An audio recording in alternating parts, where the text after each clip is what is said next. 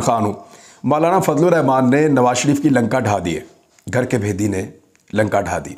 कैसे, मैं आपको बताता हूँ।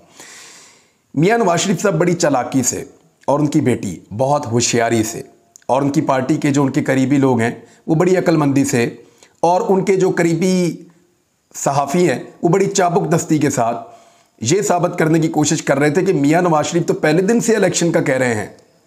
मियाँ नवाज शरीफ तो तहरीक अदम एतमाद लाने के हक़ में ही नहीं थे। मियाँ नवाज शरीफ तो ये कह रहे थे कि ठीक है, पाकिस्तान को इलेक्शन में जाने दें, हम इलेक्शन लड़ेंगे, इमरान खान का मुकाबला करेंगे और पाकिस्तान में अपनी हुकूमत बनाएंगे। तो इस तरह का एक नैरेटिव जो है वो फैलाने की कोशिश की जा रही है पाकिस्तान में। और मियाँ नवाज शरीफ साहब जो है वो चुप करके इसको एंजॉय कर रहे हैं ताकि सारा मलबा गिरे शहबाज शरीफ पे, सारा मलबा गिरे हमजा शहबाज पर और मिफ्ता इस्माइल पर मईशत का मलबा गिरे। और एक जितने लोग वहाँ वजारतों के अंदर मौजूद हैं, मियाँ साहब को मज़ा भी नहीं आ रहा। तो मियाँ साहब ये चाहते हैं कि उनकी बेटी के लिए ग्राउंड क्लियर हो जाए। इमरान खान को भी रास्ते से हटा दिया। अब किसी टेक्निकल तरीके से किसी केस में फंसा के इनकी पार्टी को जो है वो नाअहल करवाया जाए, फारिग करवाया जाए। और दूसरी जानिब अपने बारे में ये कहा जाए मैं तो इलेक्शन लड़ना चाहता था, मैं तो तहरीक अदम एतमाद के हक़ में नहीं था। ये जितने गलत फैसले हुए ये सारे के सारे शहबाज शरीफ और उसके साथियों की जिम्मेदारी है। और इसमें एस्टेब्लिशमेंट ने ट्रैप किया था, आसिफ अली जरदारी उसका हिस्सा था। तो ये सब ने मिलकर हमें धोखा दिया है। मैं तो पहले दिन से बाहर से बैठकर कह रहा था बीमार होने के बावजूद कि ये मत करना। अब मियाँ साहब ने इतना प्यारा बयानिया बनाया है तो फजलुर रहमान साहब का फ़र्ज़ बनता है ना कि वो बताएं असल बात क्या थी। क्योंकि ये तो नहीं हो सकता कि गंद डालें सारे मिलकर और उठाएं कोई कोई लोग और मियाँ साहब बाद में गए मैं तो गंदा बिल्कुल नहीं हूँ, मैंने तो किया ही कुछ नहीं। तो फजलुर रहमान साहब ने यहाँ पे एक स्टेटमेंट दिया है जिसके बाद में जाकर असरात पड़ेंगे।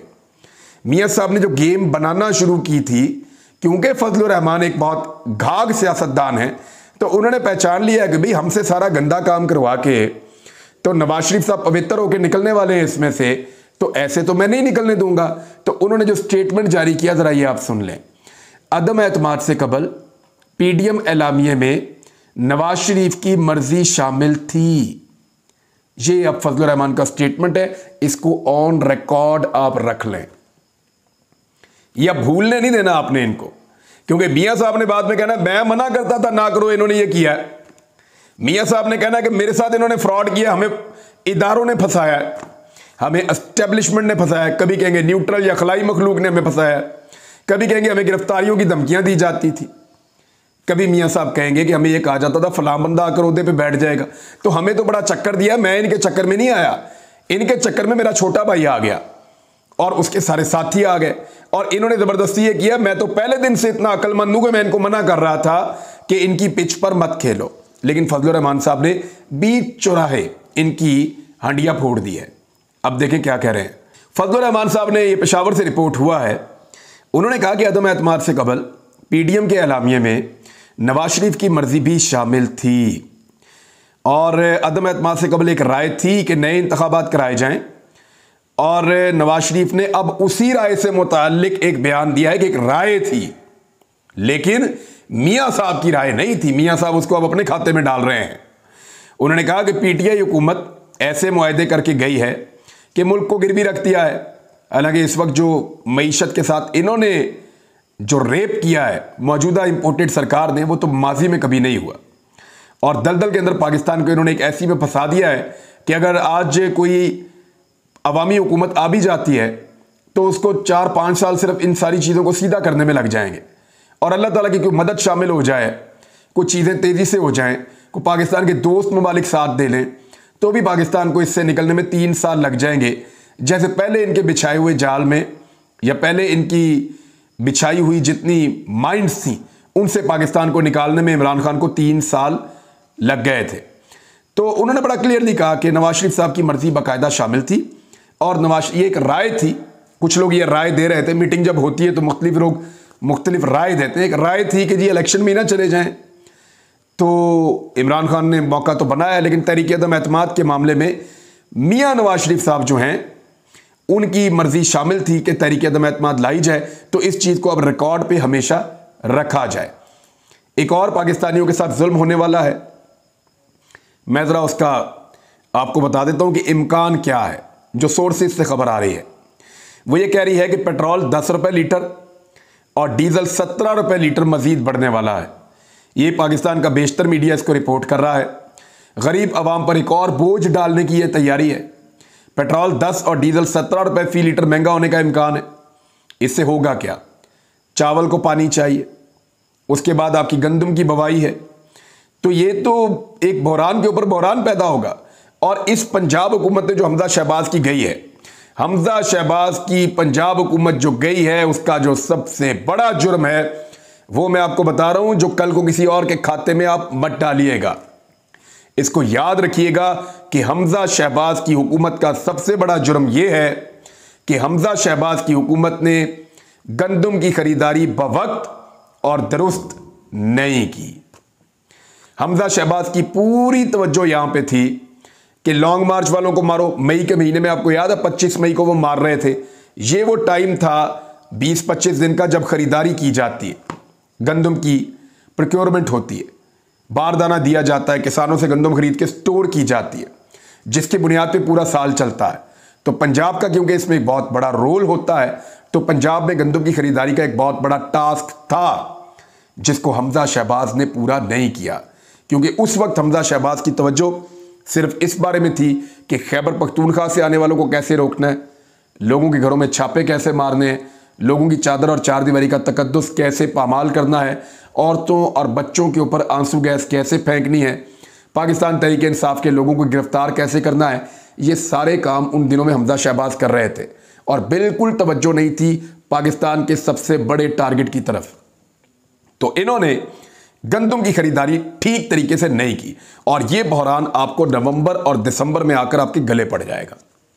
नवंबर और दिसंबर में आपके गले में वो वाला बहरान पड़ेगा जिसकी दाग बेल रखी गई है अप्रैल और मई में, मई के आखिर तक हमजा शहबाज की जानिब से।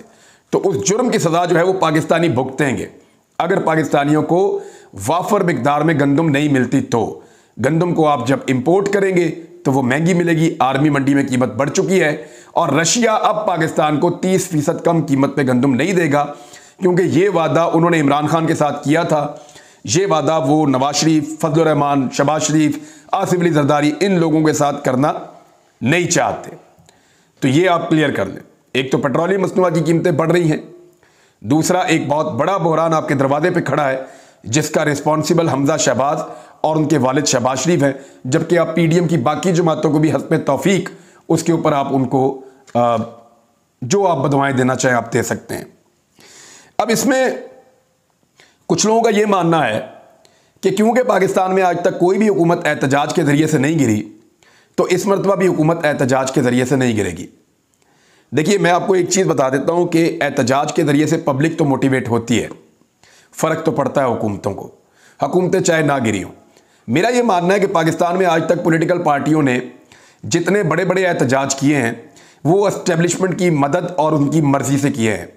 चाहे वो इमरान खान साहब का धरना हो, उसके बारे में भी यही कहा जाता है, चाहे वो तारुल कादरी साहब का बार बार आना हो, उसके बारे में भी यही कहा जाता है, फजलुर रहमान का बार बार आना हो या तहरीक लब्बैक का आना हो, इन तमाम जमातों के बारे में बार बार ये कहा जाता है कि पीपल्स पार्टी या PMLN वाले आ रहे हों। ये तब तक नहीं आते जब तक कि एस्टेब्लिशमेंट के साथ इनकी बातचीत नहीं चल रही होती, और ये कई दहाइयों से ये सिलसिला ऐसे ही चल रहा है। तो जब एस्टेब्लिशमेंट किसी को लेकर आती है तो वो कभी भी हुकूमत को नहीं गिराते, बल्कि वो हुकूमत को दबाकर उनसे अपने मुतालबात मनवा लेते हैं। हुकूमत जब उनके मुतालबात मान लेती है एस्टेब्लिशमेंट के, तो फिर एस्टेब्लिशमेंट उस पॉलिटिकल पार्टी को कुछ ना कुछ देकर वापस भिजवा देती है। लेकिन जो हकीकी अवामी जमहूरी एहतजाज जो है वो कभी भी इस्लामाबाद तक नहीं पहुंचा। हमने तो अपनी ज़िंदगी में नहीं देखा जिसके पीछे एस्टेब्लिशमेंट ना हो। अगर वाकई में 10-15 लाख लोग इस्लामाबाद आ जाते हैं खैबर पख्तूनख्वा और पंजाब से, तो शायद ये पहली मरतबा होगा कि एस्टेब्लिशमेंट की मदद, उनकी मंशा और उनकी ख्वाहिश के बगैर एक पॉलिटिकल पार्टी इस्लामाबाद तक पहुंच गई है इतनी बड़ी तादाद में लोगों को लेकर। तो पहली मरतबा किसी हुकूमत को अवामी दबाव का सामना करना पड़ेगा। तो मैं इसमें नहीं मानता कि अवामी एहतजाज से हुकूमत नहीं गिर सकती, गिर सकती है, लेकिन उस एहतजाज की जो नौइयत है वो ये तय करेगी कि वाकई हुकूमत गिरती है या नहीं गिरती। क्योंकि इससे पहले वाले जो है वो इशारों पे आते थे, इशारों पे जाते थे। फजलुर रहमान साहब अपने मुंह से कह चुके हैं, तहरीक लब्बैक वाले अपने मुंह से कह चुके हैं, बहुत सारी जमातें और भी मान चुकी हैं कि हमें बुलाया जाता है फिर भेज दिया जाता है। तो ऐसे ही चलता रहा हमेशा से पाकिस्तान के अंदर। तो इस मरतबा अगर एस्टेब्लिशमेंट की मर्जी के बगैर एक एहतजाज पहुंचता है अवामी और बहुत बड़ी तादाद में पहुंचता है तो उसका इंपैक्ट भी बड़ा हो सकता है। लेकिन इस वक्त सोचना यह है पाकिस्तान की एस्टेब्लिशमेंट को या इदारों को कि क्या पाकिस्तान एक बड़ी सियासी लड़ाई का मुतामिल हो सकता है। मईशत देखें ना आप कहां पहुंच गई है। इस वक्त अगर इमरान खान साहब एक बड़ा एहतजाज करते हैं और लोगों को लेकर इस्लामाबाद जाते हैं तो ये मईशत की तबाही का सारा मलबा उठाकर इंपोर्टेड सरकार इमरान खान पर डाल देगी और वो ये कहेंगे देखा हमें चलने नहीं देता, हमें काम ही नहीं करने देता, देखो खुद भी मुल्क को बेड़ागर्क किया, अब हम आए थे हुकूमत करने के लिए, हमें भी मुल्क नहीं चलाने दिया। जब हुकूमत से बाहर निकलते हैं एहतजाज शुरू कर देते हैं। तो इस किस्म का प्रोपेगेंडा इमरान खान के खिलाफ किया जाएगा और पाकिस्तान का मीडिया आपको पता है बावला हुआ है। जैसे ही उनको इशारा होगा वो इमरान खान साहब के ऊपर पिल पड़ेंगे। तो इस सूरत हाल में बेहतर यह है कि इमरान खान साहब थोड़ा होल्ड करें और इस वक्त वो होल्ड कर रहे हैं। उन्होंने कुछ अहकामात जारी किए हैं, ये मैं आपको बताऊंगा। लेकिन क्या अवामी एहतजाज का रिस्क इस वक्त पाकिस्तान की एस्टेब्लिशमेंट या ताकतवर हल्के ले सकते हैं? क्या उन्हें यह रिस्क लेना चाहिए? मेरे ख्याल में उन्हें यह रिस्क इस वक्त नहीं लेना चाहिए। इमरान खान साहब को सिर्फ एक वाकया, एक इंसिडेंट या कोई एक बड़ी गलती दरकार है इस इंपोर्टेड सरकार की। जिस वक्त वो कोई ऐसी गलती करेंगे या मौका देंगे तो उस पर इमरान खान साहब एक एहतजाजी तहरीक या एक बहुत बड़ा एहतजाज या लॉन्ग मार्च इस तरह की चीज़ वो खड़ी कर सकते हैं। उनको सिर्फ इंतज़ार करना है इस इंपोर्टेड सरकार की एक बड़ी गलती का। एक छोटी मोटी गलती इन्होंने अभी की है 11 इस्तीफे मंजूर करके। ये आने वाले दिनों में एक बड़ा इशू बनेगा। उन 11 हल्कों में जब ज़िमनी इलेक्शन करवाने की कोशिश की जाएगी तो वहाँ पे एक फड्डा पड़ेगा। एक और खबर है मेरे पास, वो ये है कि आपको पता है ब्यूरोक्रेसी से 2 तरह के लोग काम लेते हैं। एक तो वो अपनी मर्जी से जो मर्जी करते हैं। ब्यूरोक्रेसी आपको पता है पाकिस्तान के अंदर शुतर बेमहार है, जितना मर्जी पैसा बनाते हैं, बौछें सबसे ज़्यादा इनकी लगी हुई हैं। आपने कुछ नहीं करना तो आप ब्यूरोक्रेट बन जाएं, आप हमेशा इक़्तिदार में रहेंगे पाकिस्तान में। तो जो ब्यूरोक्रेट्स इस्तेमाल किए थे हुकूमत ने, हमजा शहबाज ने, शहबाज शरीफ ने, उनको ट्रांसफ़र किया जा रहा है, उनके ऊपर थोड़ी बहुत सख्ती हो रही है। ऐसे ब्यूरोक्रेट जो किसी को भी कभी पसंद नहीं आए उनके ऊपर ज़रा ज़्यादा सख्ती हो रही है। आम पुलिस वालों को इंक्वायरियाँ करके फंसाया जा रहा है। लेकिन वो ब्यूरोक्रेट और पुलिस वाले जो ताकतवर हलकों के लिए काम करते रहे हैं और उनके इशारों के ऊपर लोगों को उनका बाजू मरोड़ते रहे हैं, उनको बचाया जा रहा है। मैं आपको फिर बता रहा हूं कि वो ब्यूरोक्रेट्स जो ताकतवर हलकों के लिए काम करते रहे हैं, उनके आलाकार बने रहे हैं हमजा शहबाज की हुकूमत के दौरान, उन ब्यूरोक्रेट्स के खिलाफ कोई भी इंक्वायरी आती है उसको रुकवाया जाता है। ना उनकी ट्रांसफ़र पोस्टिंग होने दी जा रही है, ना उनके खिलाफ कोई तादीबी कार्रवाई होने दी जा रही है। तो वो जो ताकतवर हलके हैं, बहुत ताकतवर लोग हैं पाकिस्तान के, वो अपने मनपसंद ब्यूरोक्रेट्स जो उनकी मदद करते रहे हैं, उनकी प्रोटेक्शन के लिए इस वक्त काम कर रहे हैं। और इसके ऊपर लोग जो हैं वो बेचारे सीख पा रहते हैं। पॉलिटिकल वर्कर्स भी हैं, मुख्तलिफ सहाफ़ी हैं, बहुत सारे लोग हैं। वो ये कह रहे हैं कि इतना जालिम आदमी था ये, इसको आपने क्यों छोड़ दिया, इसको क्यों छोड़ दिया आपने? तो पता चला कि उसके पीछे बहुत ताकतवर लोग हैं जिन्होंने उससे काम लिया था, वो उसको इस वक्त प्रोटेक्ट कर रहे हैं। इमरान खान साहब ने 2 बड़े ऐलानात किए हैं। दोनों ऐलानात मैं आपके सामने रख देता हूं।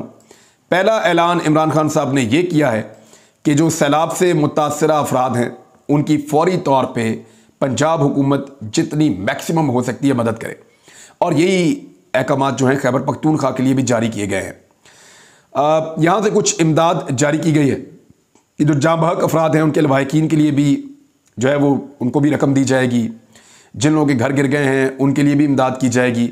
जिनकी फसलें तबाह हुई हैं उनके लिए भी पॉलिसी बनाई जा रही है। लोगों को वापस उनके इलाकों में बसाने के लिए, उनकी मदद के लिए बाकायदा हुकूमत पंजाब भी काम कर रही है, खैबर पख्तूनख्वा हुकूमत भी काम कर रही है। और सिंध हुकूमत अभी तक इस बात का अंदाज़ा नहीं लगा सकी कि सक्खर बैराज के पानी में तैरने वाली जो लाशें हैं, जो लगभग 30 के करीब लाशें अब तक रिपोर्ट कर रहे हैं लोग के वहाँ से गुजरी हैं, जिनमें से 6-7 निकाली गई हैं, बाकी अक्सर वहाँ पे तैरती हुई दिखाई देती हैं।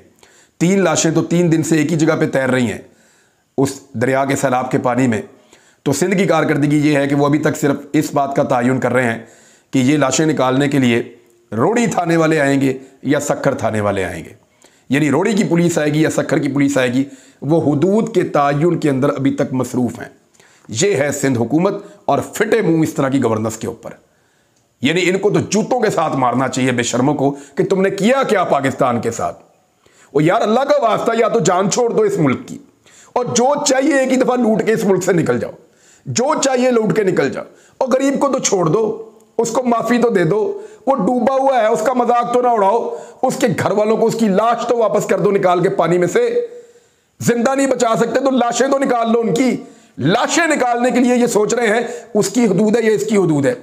शुक्र है ये नहीं कह रहा मुराद अली शाह ये मेरी हुदूद ही नहीं है, ये लाशें पंजाब से बह के आई है, पंजाब वाले आके निकाल लें। हद होती है बेइज्जती की और बेशर्मी की, और ये उसको क्रॉस करके चले गए अनफॉर्चुनेटली। अब एक और खबर यह है कि एहसास प्रोग्राम को इमरान खान ने कहा उसको तेज करें आप पंजाब के अंदर और इसको आगे बढ़ाएं। इसको अभी आगे बढ़ाएंगे, इसका कोई नया स्ट्रक्चर आएगा, मैं आपके साथ शेयर करूंगा, क्योंकि बहुत सारे पाकिस्तानी उससे फ़ायदा उठा सकते हैं और पाकिस्तानियों को, गरीब पाकिस्तानियों को उससे फ़ायदा उठाना चाहिए। मुल्क की तारीख की एक सबसे बड़ी चोरी हुई है, सबसे बड़ी चोरी पाकिस्तान की तारीख की, और वो पाकिस्तान स्टील मिल में हुई है। 10 अरब का मटीरियल चोरी होने का इंकशाफ हुआ है पाकिस्तान स्टील मिल में।